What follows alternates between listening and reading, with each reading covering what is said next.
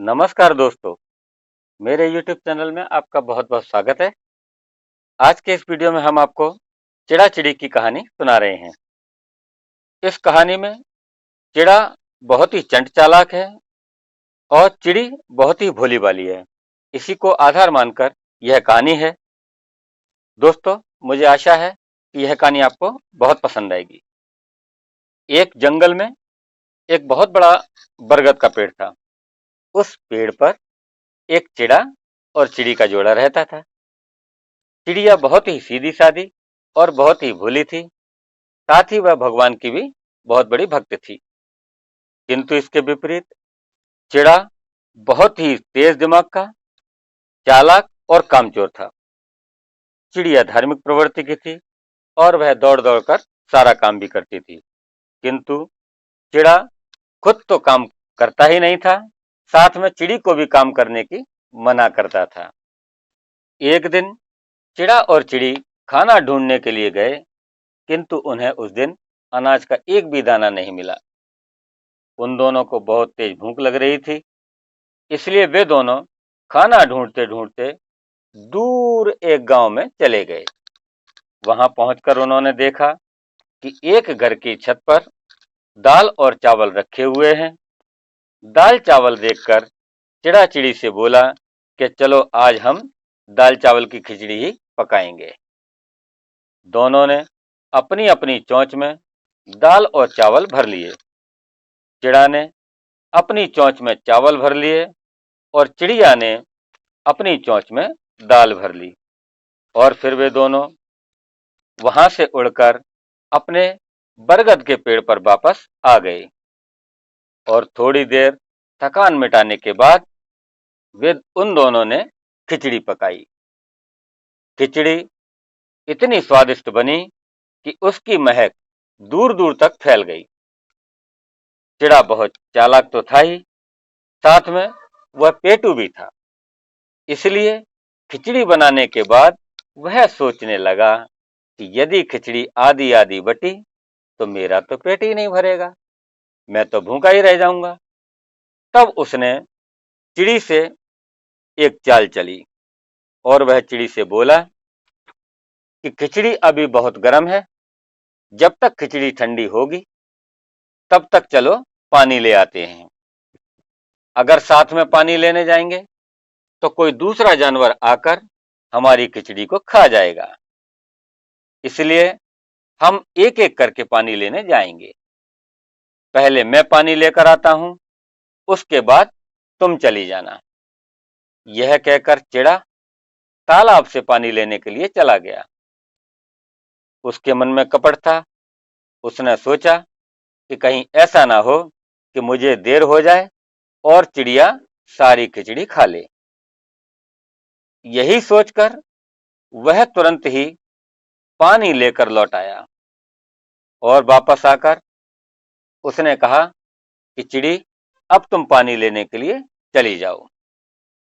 चिड़िया पानी लेने गई।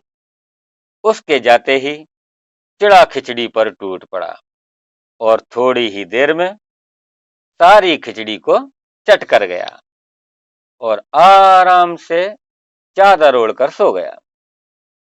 थोड़ी देर में जब चिड़िया पानी लेकर वापस आई तो उसने देखा कि खिचड़ी का बर्तन तो खाली पड़ा है और इधर चादर तानकर चिड़ा सो रहा है। यह सब देखकर चिड़िया समझ गई कि यह सब चिड़े की ही करामात है, यह उसी की ही चालाकी है। फिर उसने चिड़े को जगाया तो चिड़ा बिल्कुल अनजान बनकर उठ बैठा और चिड़िया से पूछने लगा कि क्या बात है, क्या हुआ, तुम इतनी गुस्से में क्यों हो? कितनी देर कर दी तुमने पानी लाने में, मैं तो इंतजार करते करते ही सो गया। चिड़े की ऐसी उल जलूल बातें सुनकर तो चिड़िया को और भी गुस्सा आ गया। तब वह चिड़ी बोली कि मैं तुम्हारी सारी चालाकी जानती हूं, समझ गई हूं कि तुमने खाने के लिए खिचड़ी छोड़ी ही नहीं है, तुमने तो पूरी खिचड़ी साफ कर दी। तब चिड़े ने सफाई दी कि नहीं नहीं, मैंने खिचड़ी नहीं खाई है, किसी जानवर ने आकर यह खिचड़ी खा ली होगी। तब चिड़िया बोली कि देख चिड़ा, मुझे तो भगवान पर पूरा भरोसा है। अब मैं किसी तीसरे पक्षी को बुलाती हूं, वही पक्षी फैसला करेगा कि खिचड़ी किसने खाई है।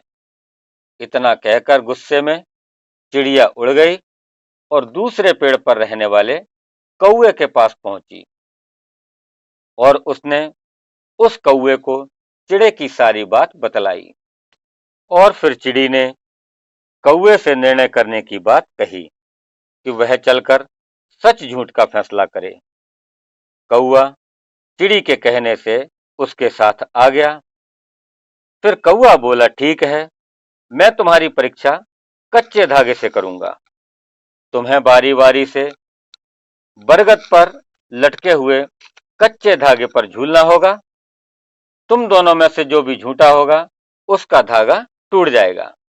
इस पर चिड़िया और चिड़ा दोनों ही परीक्षा देने के लिए तैयार हो गए। अब पहले बारी आई चिड़िया की। वह चिड़िया कच्चे धागे पर गई और उस पर झूलकर वापस आ गई। किंतु अब बारी थी चिड़े की। चिड़ा डरता डरता धागे पर लटका। डर के मारे उसका संतुलन बिगड़ गया और संतुलन बिगड़ते ही धागा टूट गया और वह धड़ाम से नीचे आकर गिरा। उसको बहुत सी चोट लग गई और वह कराहता हुआ उठा। यह सब देखकर इस पर कौवा बोला कि लो, हो गया फैसला, चिड़िया सच्ची है और चिड़ा झूठा। इस पर चिड़े ने अपनी गलती स्वीकार कर ली और वह बहुत ही शर्मिंदा हुआ। तब उस चिड़े ने अपनी गलती की माफी के रूप में वह चिड़ा फिर उस गांव में गया जहां पर दाल चावल रखे हुए थे। वहां से दाल चावल लेकर आया और उसने चिड़िया के लिए खिचड़ी पकाई। तब चिड़िया ने भगवान को स्मरण करके उसका भोग लगाया और फिर उसने वह खिचड़ी खाई। तभी देवयोग से उसी शाम को भयंकर आंधी तूफान आया और उसमें वे दोनों चिड़ा और चिड़ी मर गए। अगले जन्म में चिड़िया ने राजा के घर में जन्म लिया और चिड़ा ने गधे का जन्म लिया।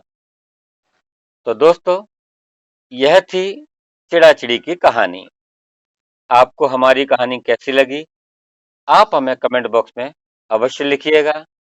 साथ ही आपको यह वीडियो पसंद आया हो तो आप हमारे वीडियो को लाइक करें, शेयर करें और हमारे इस चैनल को सब्सक्राइब अवश्य करें। धन्यवाद।